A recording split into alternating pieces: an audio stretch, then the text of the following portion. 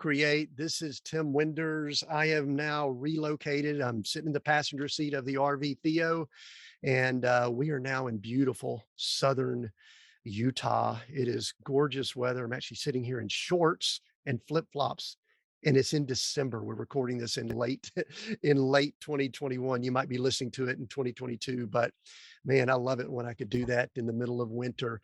I am excited about our guest today. It has what he does has a lot of personal meaning to me, and I know it impacts and touches a lot of people in the world. So I'll get to the introduction in just a moment, but I do want to remind you, if you want detailed notes, if you want to connect with us, if you want all things Seek Go Create, you go to our website, seekgocreate.com. We've got where you could connect to all of our social channels.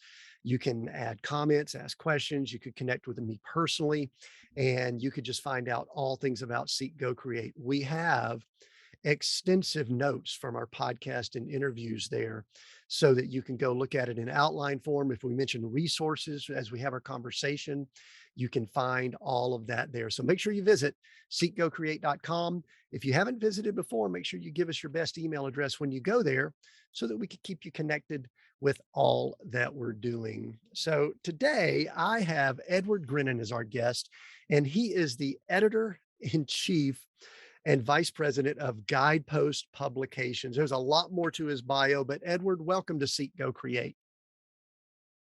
Well, it's a pleasure to be here. And Tim, I'm sorry, I'm going to jump on you right away for a couple of things. Go ahead. Um, First of all, I think it's cruel for you to sit there and while broadcasting to people in the middle of January that you have shorts on and it's a sunny day. I think that's really mean. Because the rest of us are probably going to be freezing our tails off at the time that you're broadcasting. And the second thing is, you mentioned in your introduction about feeling nostalgic about guideposts, and a lot of people do because they saw guideposts in their parents and their grandparents, homes growing up. But Guideposts is by no means a nostalgic magazine. We certainly our content is meant to be very contemporary and to really be part of the national conversation. Yeah, absolutely. And I appreciate you correcting me on that because I wrote Well, I'm not some notes. correcting. Well, yeah, no, it's cool. We could have fun with that. I think, first of all, I love you getting on to me for wearing my shorts. And when people are listening to this in January, February, hey, I live in an RV. I go where the weather suits me well. Uh, But yeah, you and Fun Camp. I'm going to circle back, Edward, to what we just talked about because I wrote down the word storyteller when you were correcting me on the nostalgia piece. And I think storytelling is timeless. And I think it's always current and it's always relevant. And to me, Guidepost has always been great at storytelling. But before we do that, I I love to ask the question first.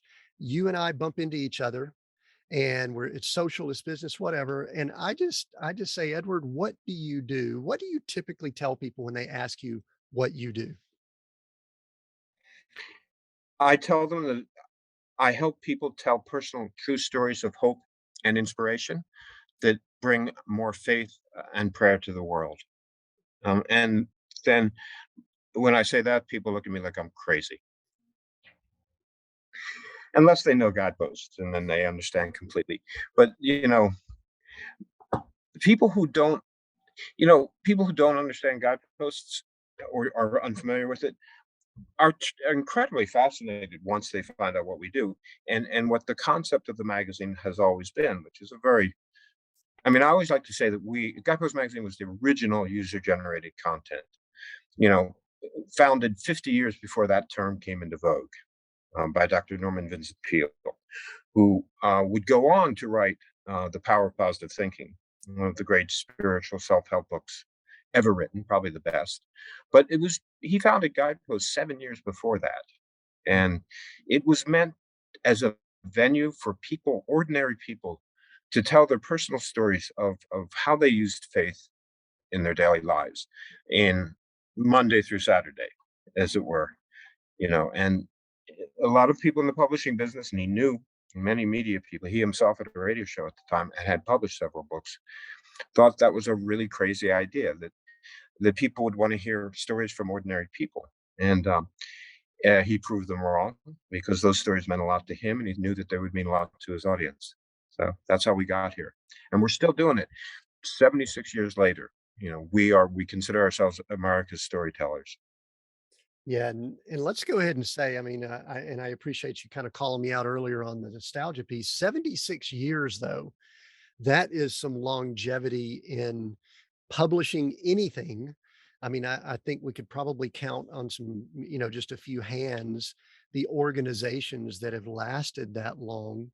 Um, you already mentioned kind of the starting point of Guidepost, and I would love to go into a conversation about Norman Vincent Peale because his books have impacted me. And until I was Mhm, doing research on you, and all, I don't think I knew there was a connection there. I don't think I knew that was the history of Guidepost. But let's start off this way, and then I may back up a little bit if you're okay with that. But mhm, tell it's me fine. what Guidepost is doing right now today, because y'all are doing a reset. There's some great things going on, major redesign. Tell us about that, but then I may want to hear a little bit of historical because I think that's important also. Sure.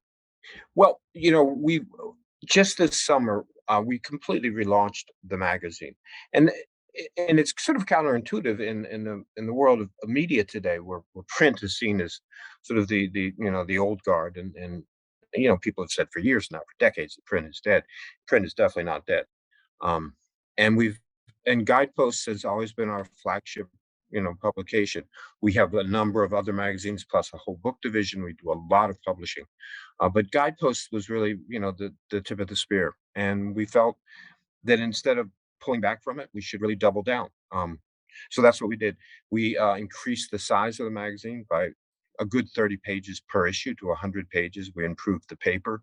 We redesigned the entire magazine.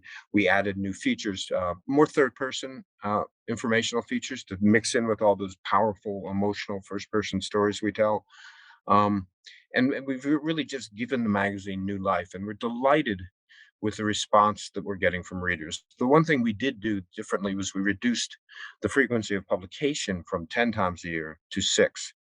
But we took the we were able to that helped us be able to afford to reinvest in the magazine. And the results, as far as I'm concerned, have been terrific, and the response from the readers has been terrific as well. I mean, they would like us to publish guideposts every week, um, but as it is, this frequency, all our magazines are published bi-monthly. So this is not in any way out of the ordinary for us to convert Guidepost to a bi-monthly publication. We think we're giving the readers terrific content each and every issue, and we pour ourselves into it. So Yeah. that's really the most exciting thing I think we've done as far as the magazine goes. But like most media organizations, we're shifting to more and more digital content and digital products, and more than that, a way to engage with our content and engage in our mission, digitally as well as through print and other formats, which is really how you have to do it today. Yeah, and, I think I shared with you maybe before we clicked on start that my first interaction with Guidepost was probably 50 years ago. And the little magazines were stacked up on my grandparents. Both are passed.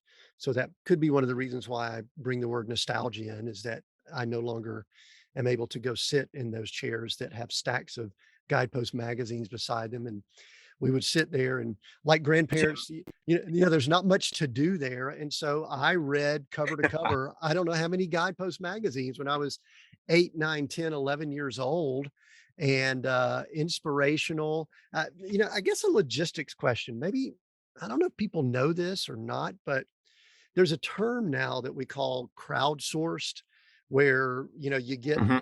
people to contribute. YouTube is that way, and other things, upload videos. Our Guidepost has always seemed to be sort of that way, where people submit or they have articles, because y'all are basically aggregating articles from people. Or are they written in house, or people submitting? How's that work? Well, it's a fascinating process, and we get thousands of submissions, and we solicit stories every year, and you know we we have a staff that goes through the stories. Sometimes the stories are unpublishable, condition.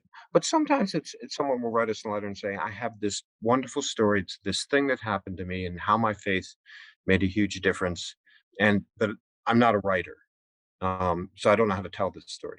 And so we'll assign them to an editor, and that editor will work with them on how to articulate that particular experience for our audience. And it's really it's an incredible formula for us because it is so, the editor and the storyteller develop a very close relationship, so that that story is told as truthfully and as vividly as it can possibly be told. And nothing goes into guideposts that the byliners haven't, approved. We're one of those magazines. There's a lot of magazines people don't want to be in. They really don't want to show up in. Guidepost is a magazine. Everyone in Guidepost wants to be there, and they want to be there for basically one reason, because they think their story is going to help somebody else, particularly help other people in their spiritual growth and well-being, and in inspiring their daily lives. So people want to tell these stories because they want to help others, and they want to be inspirations. And I think we all, to some degree, want to inspire other people. And Guidepost is one of the great ways to do that, tell your Sure. story there. So, and our stories come from all over. I mean, if you're familiar with Guideposts as you are, we usually have a celebrity on the cover, um, but most of the stories are ordinary people, and people you go to church with, people you ride the bus with, the people you see in the shopping mall. Those are the people who tell their stories in Guideposts, and that's what makes us, I think, unique, but also very, very helpful. Yeah. Put down Gatos magazine, they feel better. And if you can make people feel better in a healthy way, then you're contributing to the betterment of the world. And for us, that means filling the world with hope, faith, and prayer. Yeah, and I think no one would argue with us in the age of arguing about everything. No one should argue that the world needs more hope and inspiration. If they do, I'm not sure exactly how to go. I don't know how to communicate with them. But if someone says, no, we don't need any more hope and inspiration, then whatever. I don't know what to do with that. But eh, Well, yeah, go ahead.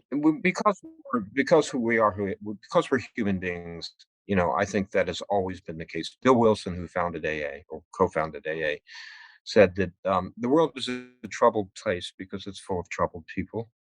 And I think that's always been the case. I think um, we as spiritual people need to infuse the world with hope and inspiration to counteract the troubles that people have. And in Guideposts, people have troubles, and what they use is their faith to work themselves through their troubles. Yeah, yeah, and again, very inspiring. So Edward, I've a few questions about you. It seems like you've been, I think it said, I think I saw 30 years. I don't know if that's incorrect. Let me know, but you've been with the organization 30 years in some form or capacity. Tell me a little bit Longer, about I have to longer. admit, longer. Well, tell me a little bit. One of the things we love to do here at Seek Go Create is we love to talk about redefining success and people's journeys. Tell us a little bit about your journey. What was your background growing up? And then how did that lead you to what you have done for, you say, longer than 30 years at Guidepost? So you really want to know, huh? Yeah. Well, I guess I would start by saying, unlike you, Tim, I had no idea what Guidepost was. I'd never heard of it. When I did hear of it, I thought it was a travel magazine. I said, "Huh, travel magazine. That's what it sounds like." Now, if you were to substitute the word journey for travel, um, for me, that's what Guidepost has been.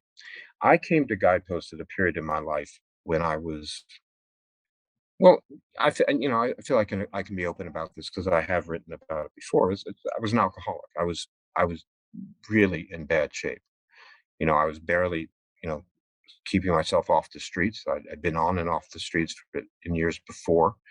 Um, and I was as low as I possibly could get. I was, suicidal. I was depressed. I didn't think I could get sober, but I was trying to get sober once again. And because I'd been in and out of the AA program and in and out of rehabs and detoxes and so forth for a number of years. So I was getting sober again. I was trying to solidify this relationship with God that I knew I needed, to get and stay sober, and which I had struggled with so much.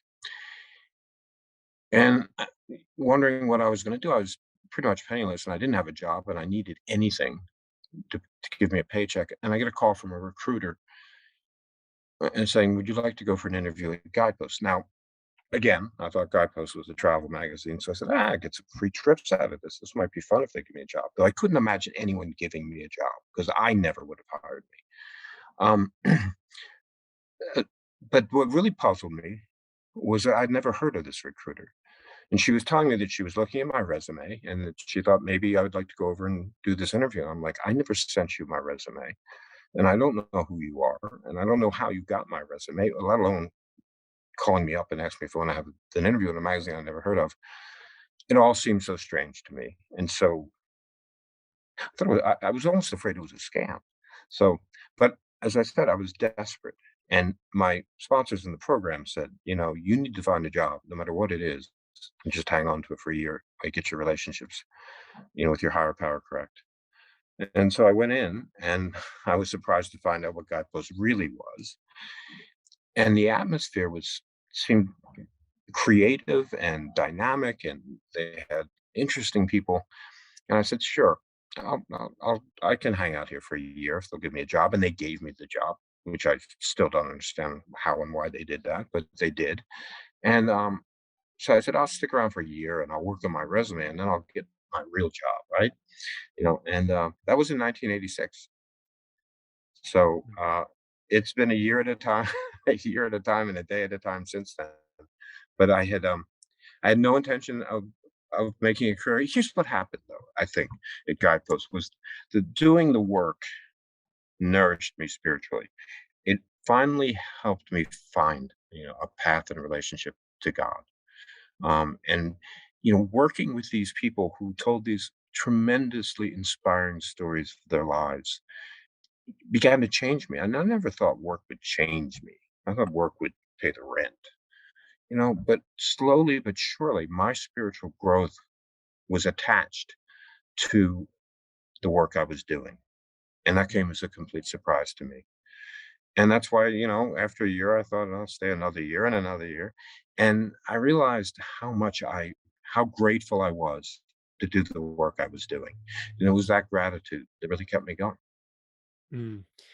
I love that story. It actually sounds very familiar. I mean, when I years ago read a lot of Norman Vincent Peale, I was also reading Og Mandino, Greatest Salesman in the World. And, if you're familiar with Og Of course. Mandino, his story is very similar. He was alcoholic, suicidal, and stumbled into a library, started reading, and then he started writing for Success Magazine and all. Anyway, but what a powerful story. It's almost as if you were a soul that was seeking his assignment on earth.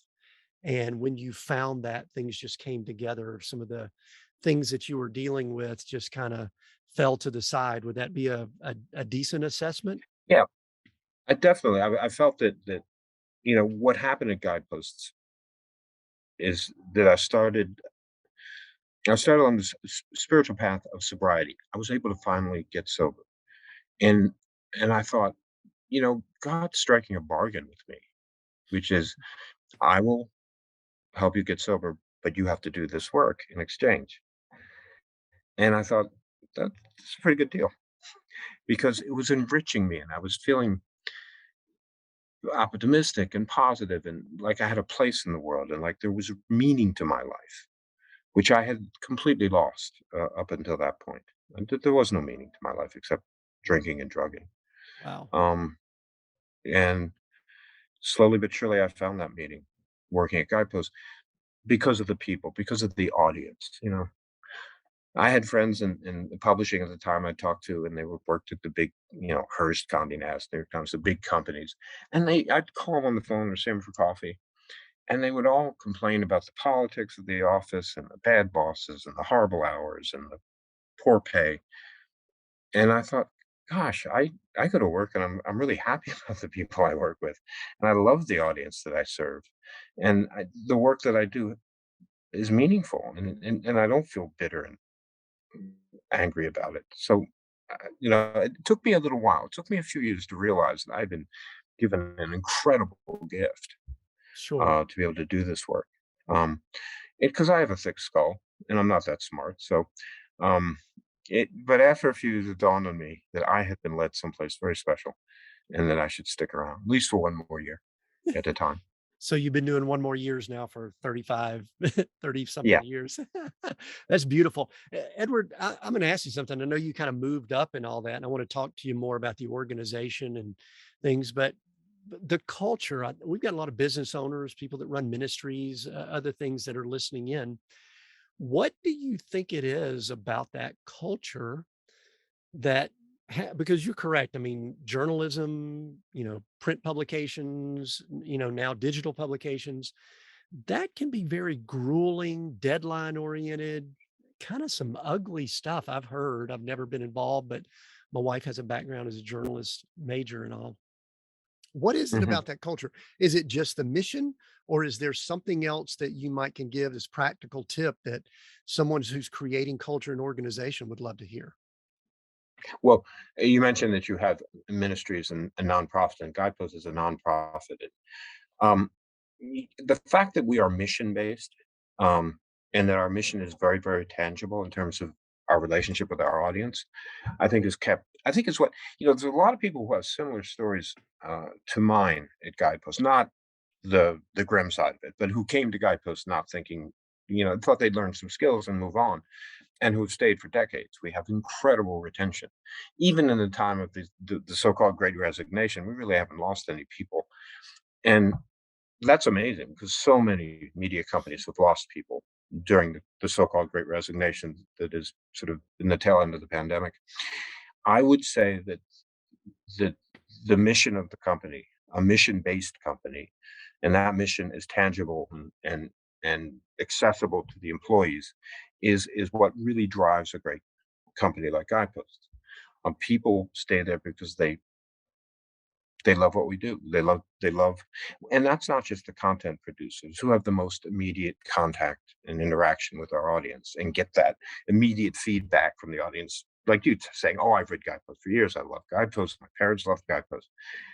But everybody throughout the organization is able to see, and we're a relatively small company, is able to see the impact of the content on the audience and how that serves the mission. So you have more than just a job to go to. You have a mission you're contributing to. And one of the things I think everybody at Guidepost thinks about every day when they do their job is how does my job bring faith, hope, and prayer into the world? How does it inspire people to grow spiritually and to develop greater spiritual well-being? And I think that's, when you have that as a goal of a company, you have a dedicated workforce. I can't imagine anyone staying at Guidepost very long who didn't feel that. Right. Right. Yeah, that's good because I wondered about that mission when you started talking about the just the environment because I'll tell you, I mean, I'm a business consultant. I go into organizations and boy, we don't see that very much. So I love the thought of that, just the mission, the importance of mission. Now, one of the things that we could talk about all the great things and all, but I am sure in the course of your career with the organization, there's been a lot of really great things. And then there's also been some challenges, and we don't shy away from talking about challenges and things like that here on Seek Go Create. So, you've talked about culture and anything like that. Any other things that over the course of your career really cool that you have enjoyed? It's like, wow, this was a big, big moment that I loved. And in the same breath, maybe some challenges. I mean, just working in organizations can be tough or something. I'm not asking to air dirty laundry, but just, something that was been a challenge with a print publication or, the nature of ups and downs of cycles, anything like that that you could think of? All right, I'll tell you one quick story. This is mission based, and yeah, it's a small moment of my career, but I've never forgotten it. Um, I had a longtime reader send me a letter, and her father had just died, and she sent me his the little bio that they did for his memorial service. She said, "I thought you'd be interested. He loved Guideposts, and here it is." So I read through it, and it was fascinating. He was born and grew up in the early part of the 20th century. He grew up in the Depression, and they had a timeline of all of the important events in his life. And one was he entered the army. He shipped out to Italy to fight in World War II, came home, got his job at such and such a company, bought his first house, married his wife, and had his kids and his grandkids and all of that. And it said something like 1978, and had just one entry and said, "Got a story in Guideposts." And I thought, "Oh man, that is really great."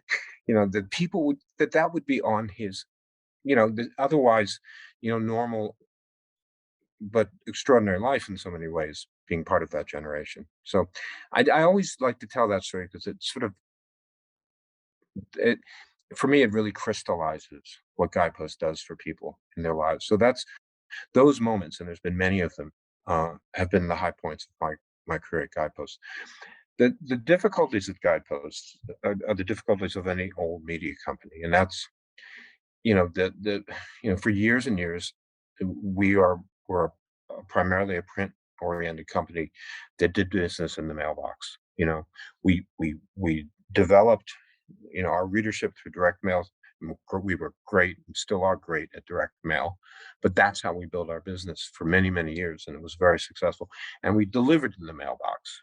We sent them books like Daily Guideposts, or sent them magazines like Guideposts or Angels on Earth, or any of the other magazines that we published. So it was all print based and to some extent mail based.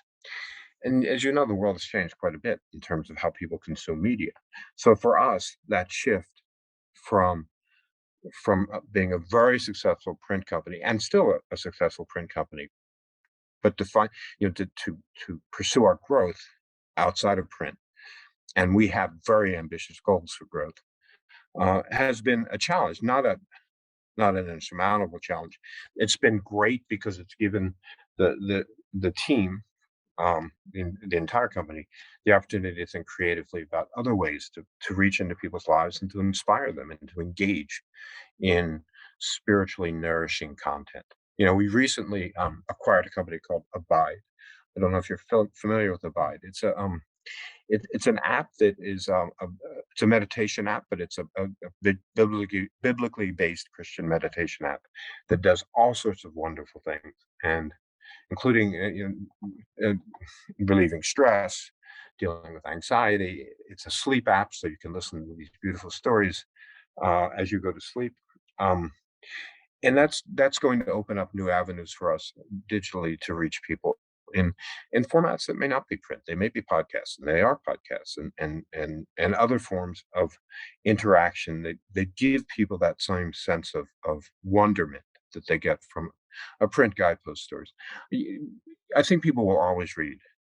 They they're it's just we I think it's a part of our wiring of our brain. We read, but we also crave other forms um, of information, of receiving information, and today's world is full of them. So that is our challenge, is to grow. We reach about 4 million people right now, and in 10 years we want to reach 17 million, and we've set that as our goal, and we can't do that with print alone, and we know that, and that goal. It's one of the things I think you asked what makes for for a great company, and I think having big goals that are achievable but big is part of that, and it's the mission that drives the achievement of that goal. Edward, a lot of organizations, especially what we'll call legacy organizations, they've been around for a long time. They there's this mindset internally of, I'm going to exaggerate a little bit, but we've always done it this way. This is the way we do it. Or people will come back, or this is what we're good at. We're not good at other things. We're good at this. Did you are you the one? I guess I wanted to find out who's driving the change, the shift in what you're doing. Is it you? Is there a team? Are there other people on your team? And did you run across any of those hurdles, those mindsets that y'all had to work through? I think it would be valuable to tell the audience how you did it if you had to deal with that, because I would expect that there would be some people that would say that.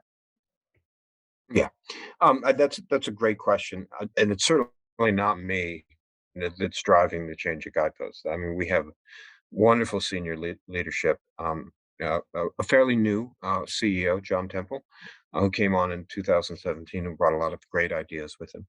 Um, it's a I've always thought that we've always done things the way we do them versus we have to do things differently. It's sort of the two sides of the same coin.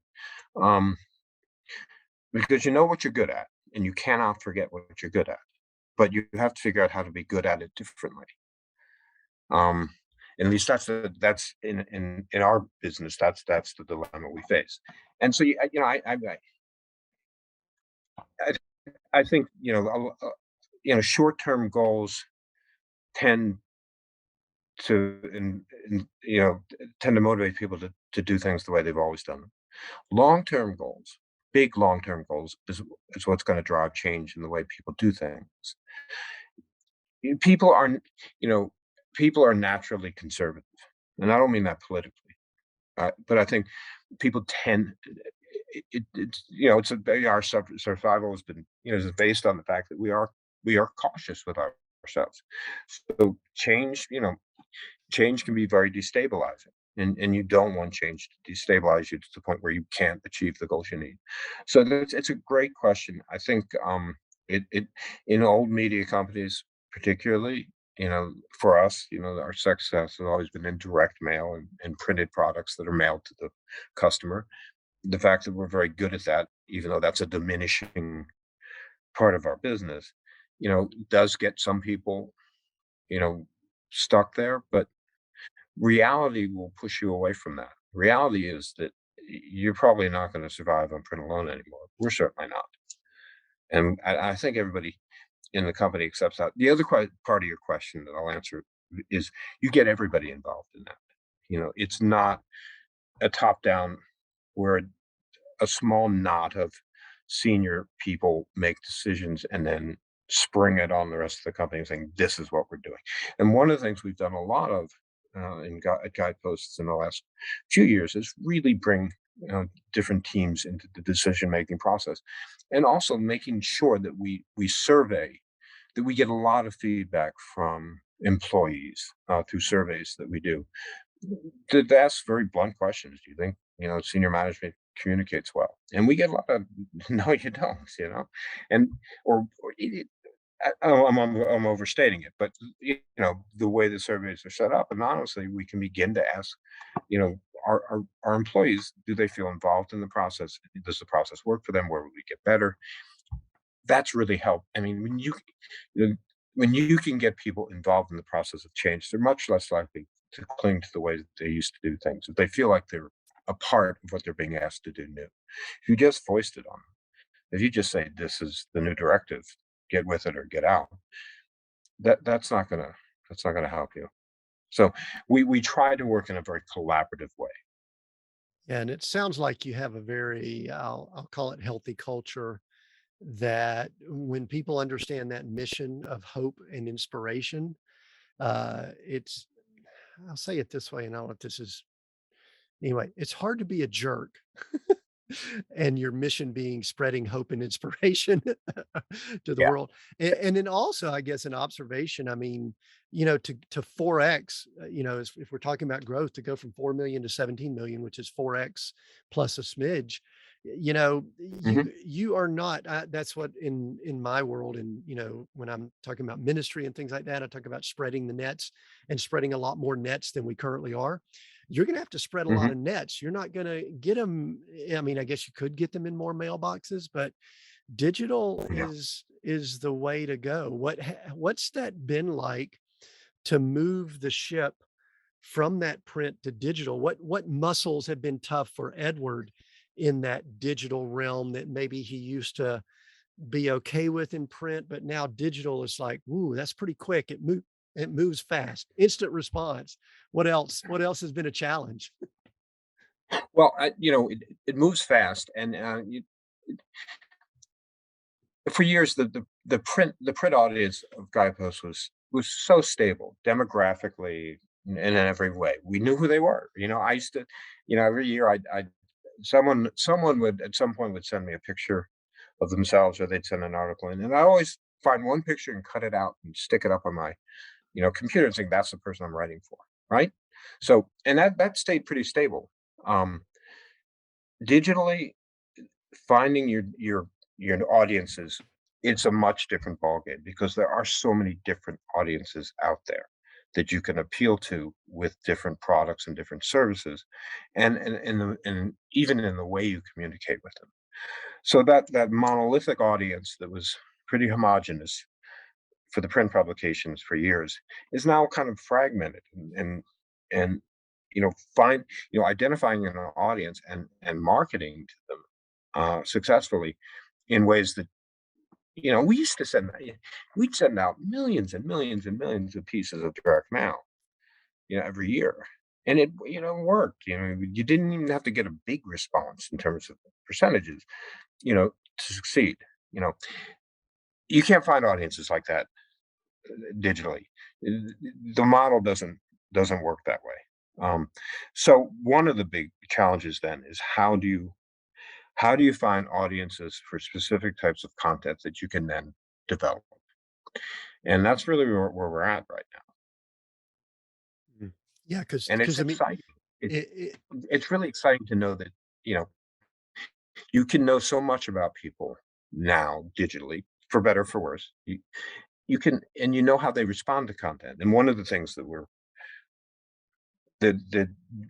we can do digitally that you can't do in print is personalized content. So if they get a digital newsletter and and we do a number of newsletters that address different things in people's lives, and you can begin to help them be able to personalize content. We have, as we have years, decades of content about everything at our disposal.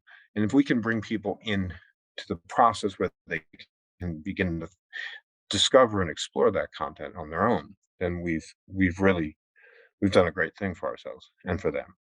yeah, I could almost see, and this is me getting in business mindset, I could almost see you targeting specifically, sort of like we've seen with Chicken Soup for the Soul and other books and publications where you've got, the guideposts that are specifically for the businessman, guideposts for the Hmm. people that are recovering addicts, that have recovered substance abuse, or, people that are Exactly. just in full-time ministry, they need a lot of nurturing and inspiration. I mean, Sure. that's cool. Is that kind of, and the targeting of audiences is something that it's a challenge because how do we define that audience? But then, like Right. you said, it's a great opportunity, correct? It is a great opportunity, and it's always a great opportunity when you can create content that serves a specific need. And digital will allow us to do more precisely than we do in print. It's not that print's just it's just so broad spectrum in the terms of that you create a magazine for X number of people, and you hope that the magazine addresses the needs of as many of those people as possible. In developing digital audiences, you can really specify the type of content a person is interested in and deliver it, and with a goal of helping them develop spiritual well-being. We want the stories to do more than just make people feel good. We're very good at making people feel good, um, but we want to be able to be part of their spiritual growth and well-being. And Yeah. and that's something that digital allows us to do, to really reach into people's lives in such a way that we can be a real benefit to their daily spiritual practices. We do a lot of devotionals. We have daily guideposts, which is our flagship devotional book. But we have a half dozen devotionals, magazines and books that we put out there. And that gets into people's daily spiritual practices. That what they do, most people tell us that they read daily guideposts in the morning. They start the day off with a little story and a lesson from us.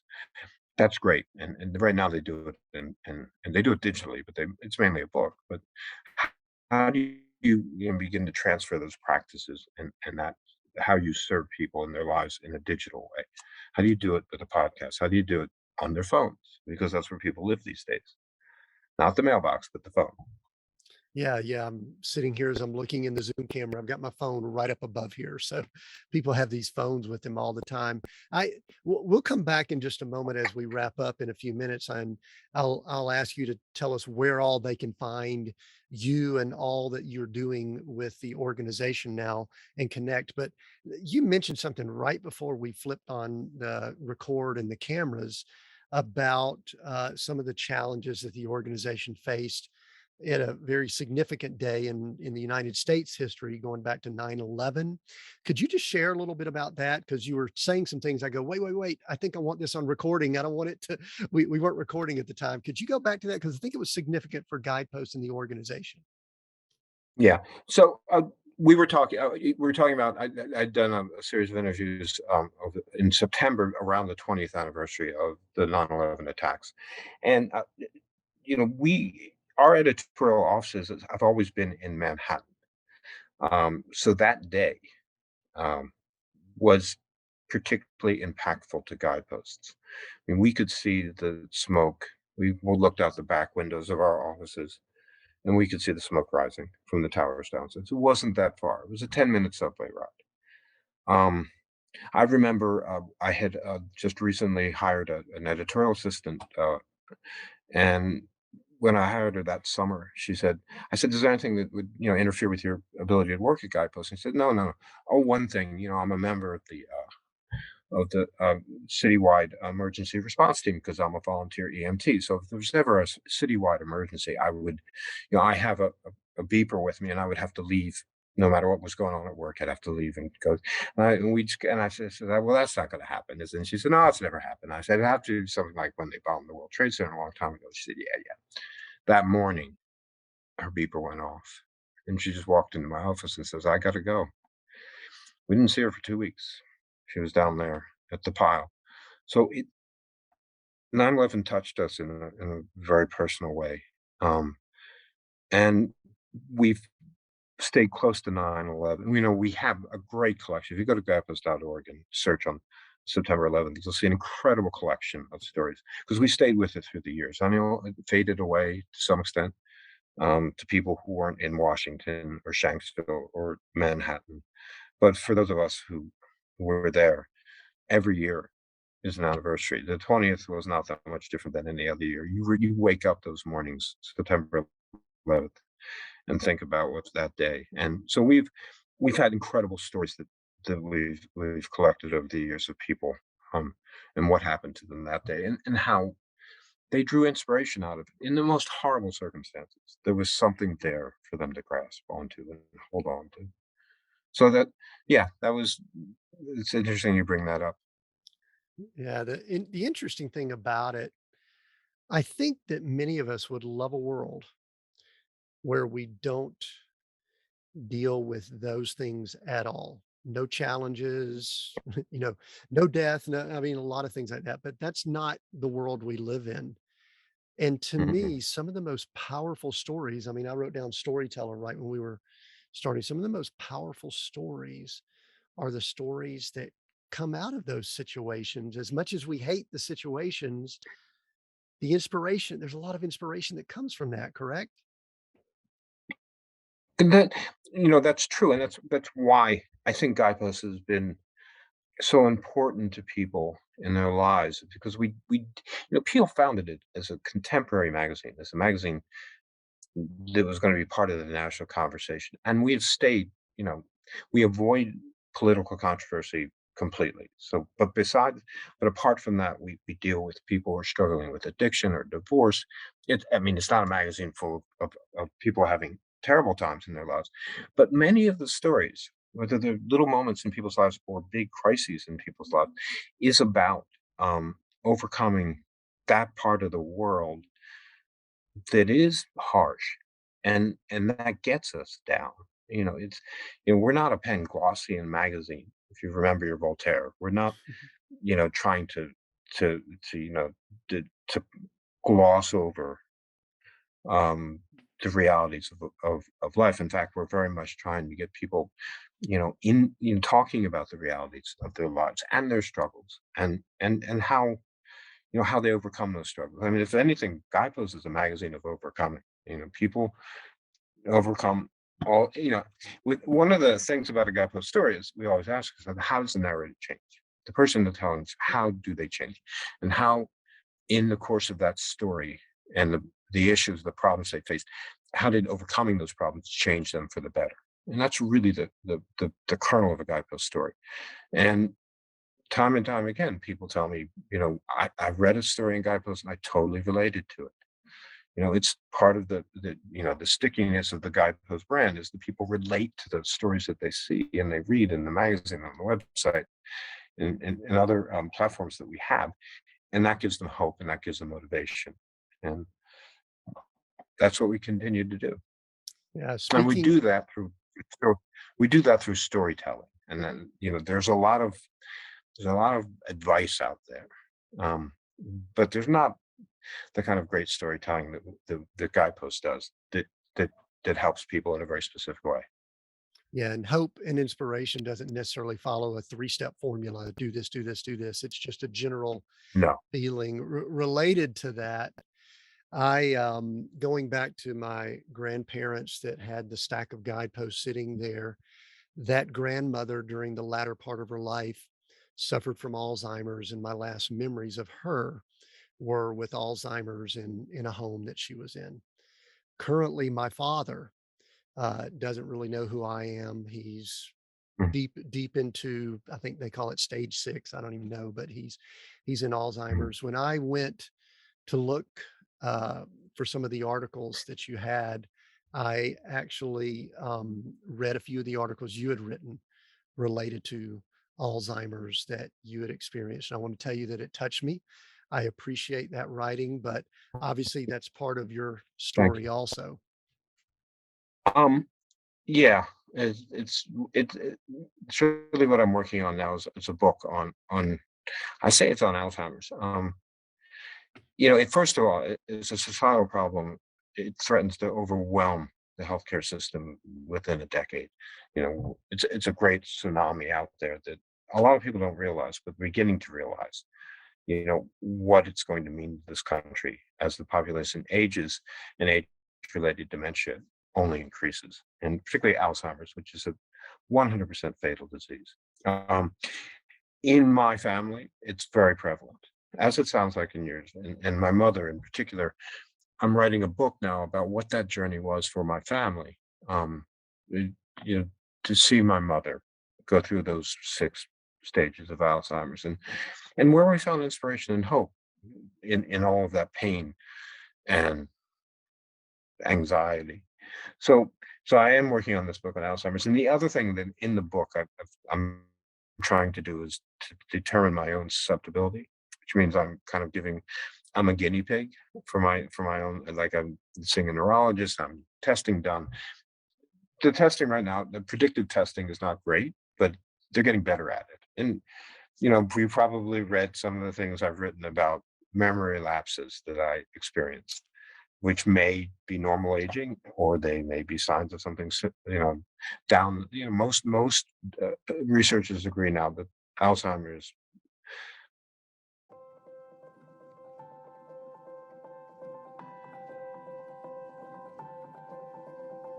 Edward, we were discussing, I guess, just the impact of Alzheimer's. I think you said you've got a book coming up and just the impact that it has on our culture and society. Yes. Well, what I think what we were talking about was, I've been blogging weekly, mostly about Alzheimer's, and I've never touched on a subject that has received so much feedback. I mean, this is, everybody worries about their memory. Everybody worries about taking care of somebody who has memory issues. Mhm. When they worry about who's going to take care of them, it's a huge spiritual issue because, people wonder, well, will I forget the most important thing of all, which is the presence of God in my life? My book hopes to prove that that's the one thing Alzheimer's can't destroy. It can make the world completely an unfamiliar place. Alzheimer's makes the world unrecognizable. It makes Mm. your family unrecognizable. It erodes those neuronal pathways. But I believe the one thing it cannot erode is faith. is your relationship with a higher power, with God, whoever. And I saw that with my mom. She remembered hymns when she didn't remember anything else. Mhm. She knew what praying was when she didn't know what eating was. You know, Mhm. so there is even spiritual lessons and inspiration to be found there, and it's important that we find it. We talked earlier about this. The life has bad moments, and there's not the world is not all good. Sometimes it's not even mostly good. And Alzheimer's is probably one of the worst things that could happen to a person you love, maybe the worst disease, because it steals your memories. Um, so it's in that kind of a situation. We have to find some inspiration. We have to find some hope in what seems to be a hopeless situation. And Alzheimer's is hopeless. As I said, it's terminal, and there's no cure. So where's God in that? And where's faith in that? And it's there, and that's part of what this book strives to discover. And I'm discovering it through my own story, but mostly through the stories of other people. Yeah, very good. Yeah, it's interesting. My mother is the caretaker, and she has been stressed and all about my father. And I got her to begin reading the 23rd Psalm out loud so that it's for her and for him. And she said, at one point he looked over at her and said, "I remember that. I remember the 23rd Psalm." And so, anyway, I thought that was powerful. So, Edward, I'm hopeful we got internet to finish up here, but I wanted to ask, what would you say to someone, kind of as we're wrapping up here, what would you want to tell someone who has never experienced Guidepost or any of the stories you have within that umbrella? And go ahead here and tell them where to go to find you guys, where to go to find and connect with what you're doing so that they can experience it, either re-experience it like myself or experience it for the first time. Where would they need to go, and what would you want to tell them? I would tell them that there is no better time than whatever moment you're in to have a guidepost come into your life. And people tell us, people tell me time and time again that guideposts came into their lives exactly when they needed, the moment they needed, even if they didn't know that at the moment. We have this incredible ability to come into people's lives when we're exactly what they need. Obviously, you can go to guidepost.org to find out more about how you can subscribe to our magazines and books, and how you can learn more about our digital platforms. Or you can go to shopguidepost.org, which is our shop site, and see what we have on offer. We're a not-for-profit corporation, so we also often ask for donations if you feel that the mission that we are engaged in is we're supporting beyond buying or subscribing to a product. We have very few dissatisfied customers. We have tremendous retention rates. For the magazine itself, our renewal rate is the highest in the business of any magazine. And that says a lot about the vitality of the content. The renewal rate's about 75% on subscription renewals. Most people, may not be meaningful to most people, but most magazines would be very happy to have 50% renewal rates. And you do have to have high renewal rates to keep a magazine going, because you have people invariably drop off. So Guidepost products tend to be very, very sticky. Even people come back and back for more. Very good. Well, we'll definitely include that down in the notes so that people can find all of that. And I highly recommend they go check it out, especially if they never have before, be part of that mission. Edward, we are Seek, Go, Create. And the question I ask as a wrap up is, which one of those words, seek, go, create, resonates with you currently more than the other two, and why? That's my final question for you. Well, because I'm writing a book and it's on deadline, create. I wake up every morning thinking I must create today. I must create, X number of words today.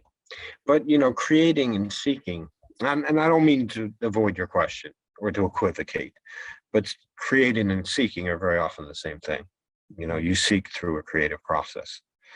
So I find by creating, I am also seeking, and I find things. I mean, I'm a writer who often discovers things about the writing as I do it. Uh, I know a lot of writers are, they stick to an outline, they know exactly what they're going to write about, and they're not surprised by anything. I'm constantly surprised by what I'm doing, and that's the seeking part of it. But if you nail me down to one word, I'd say create. Thank you. I appreciate you giving me one word there. Edward, thank you so much. I've so enjoyed the Tim, conversation, it's been great talk. even though we were cut off there once, but I want to remind our listener, if you have enjoyed this, please share this episode. The way that people really are exposed to podcasts, YouTube, everything we're doing is typically when someone personally recommends it. So take a screenshot of the podcast, take a, share on YouTube, share on social media. We're on all the social channels. Please share this. I know that Edward, Guidepost, they would appreciate it. I would appreciate it, because the message of hope Great. needs to get out to more people. So thank you for listening in. We've got new episodes every Monday. Yes, Edward, one other item. Yes. I just one other thing in terms of contact. I am interested in hearing people's experiences with Alzheimer's, particularly with a family member as the caretakers or caregiver, or however the disease impacted themselves or their families or their communities. So if you have that sort of anecdote or story to share, you can share that with me personally at Grinnan, EGRINNAN at guideposts.org. Perfect. All right. We'll include that in the notes also, because Okay.